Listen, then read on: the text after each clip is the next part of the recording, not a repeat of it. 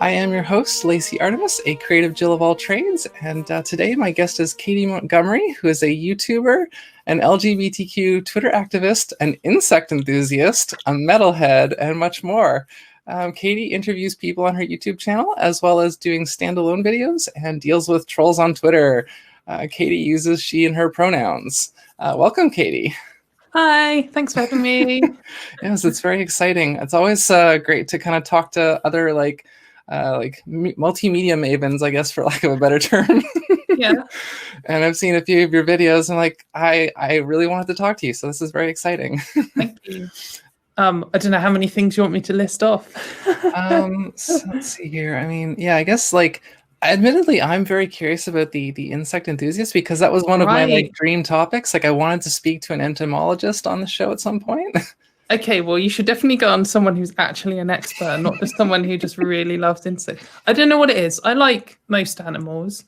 I really love cats. I have a cat, and possibly cats are my favorite animals.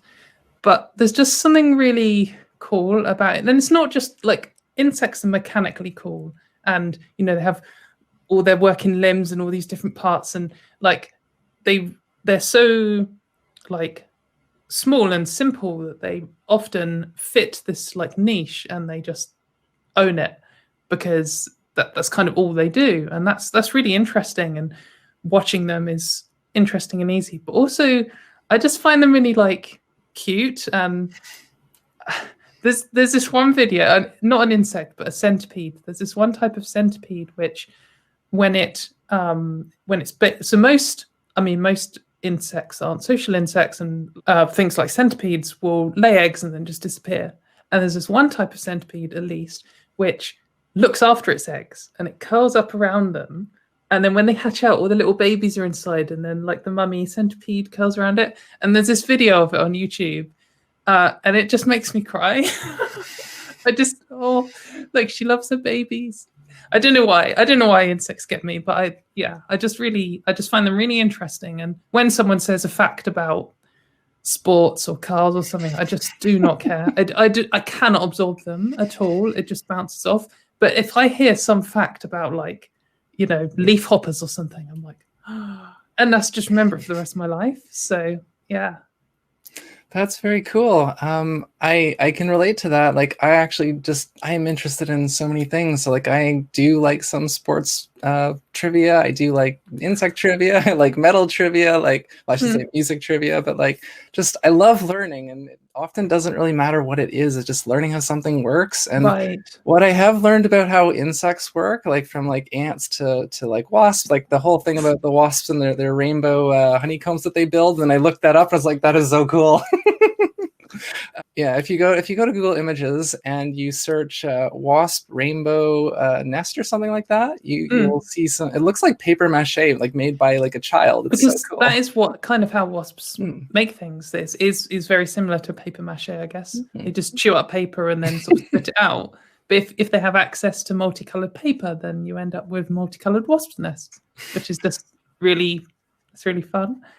Yes. But I'm a pro-wasp propagandist, because I think wasps, you set me off now, wasps get a really bad reputation. When you say wasp, people think of the black and yellow stripy stingy thing, and when you're trying to have a picnic, it just comes up and stings you on the arm for no reason.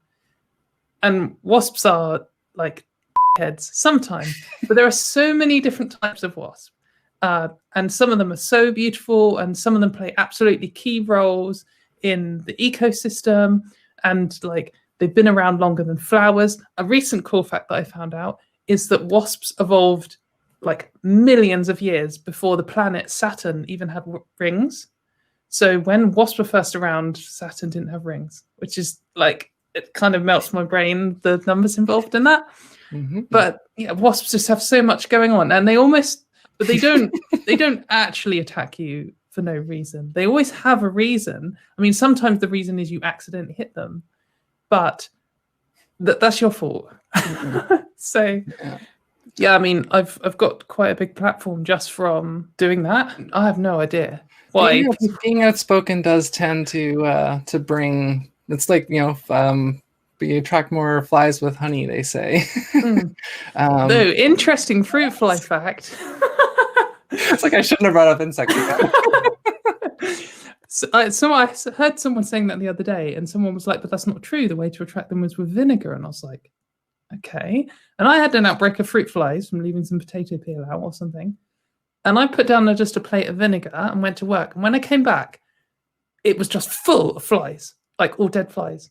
Really, just try some vinegar, because it's how you get rid of fruit flies. Well, I can tell you a recent crustacean fact, which is so wood lice, which you might not call wood lice. They seem to have a different name everywhere in the world. Sometimes they're called pill bugs, or they're the little grey sort of silver things that curl up into a ball, and they're like the size of a pea, and you find them in wood and rotten things and underneath leaves and stuff. So they're actually crustaceans, and when they're born, they have 12 legs, and when they reach adulthood, they grow 2 more and have 14, which is just, I just think it's brilliant. It's like, instead of like talking to like a kid and like, "Oh, have your adult teeth come through?" It's like you're talking to someone like, "Oh, have you grown your adult legs yet? Like, they'll come through soon." So Okay. yeah. You just reminded me, I have a spider fact that I learned recently, and I'm curious if you'll already know this. So Smash it out. So do you know why spiders curl up into a ball when they die? No. So I watched a YouTube video like maybe a few weeks ago, and it was explaining that the way that spiders actually move their legs is by regulating their blood pressure. So I guess a higher blood pressure makes their legs extend, and lower blood pressure makes them retract. So when they die, their blood pressure obviously goes down, so their legs just go. That's interesting. And that's why they crumple into a ball, as opposed to just kind of going, just kind of. Oh, yeah. I've got so many spider facts that I want to say now. So I mentioned in passing leafhoppers, which are these tiny little bugs. I mean, I guess they're like about the size of a ladybird or a ladybug or whatever you call them there. Maybe a little bit smaller, and they're kind of like diamond shaped, I guess. And they have this thing, basically their mechanism to escape from prey and to move around is that they jump.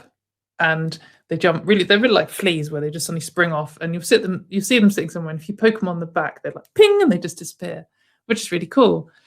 But in their lifetime, so the mechanism that they use in order to jump, if they just engage both their legs, because they're so small, if it wasn't like perfectly in step, they might just fire off sideways, or they wouldn't have control over it.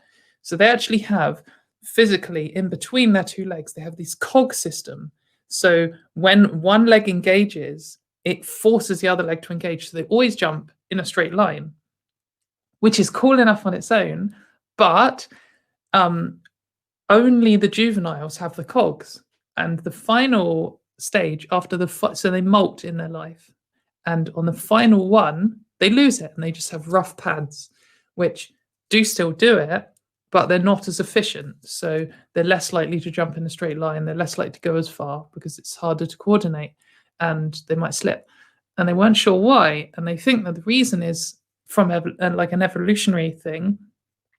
When you're a juvenile, if you jump wrong and some of the teeth on your like cogs break, then suddenly you can't jump at all, and your mechanism to survive is ruined. But because you're going to shed your exoskeleton, you can grow them back, and that's fine. So every single stage has these teeth, and they just grow them back when they shed, apart from the final stage isn't ever going to shed again, so they don't have a chance to repair it. So they then go for a less functional but safer mechanism for the final stage in their life, which is just really so cool. I don't know why that's so cool to me, but it's so cool. No, that like, okay, I know I said it before, and it might have sounded like I was joking, but like honestly, I think it'd be really fun to just do like a bug facts show with you or something. Just like, I don't know, I don't know how often it would be, but like, maybe just short little videos here and there of like, what's the coolest thing you've learned about bugs this week? Yeah, insect fact of the week. Yeah, or maybe you can just start doing those videos yourself, but like, because I mean, I would enjoy them.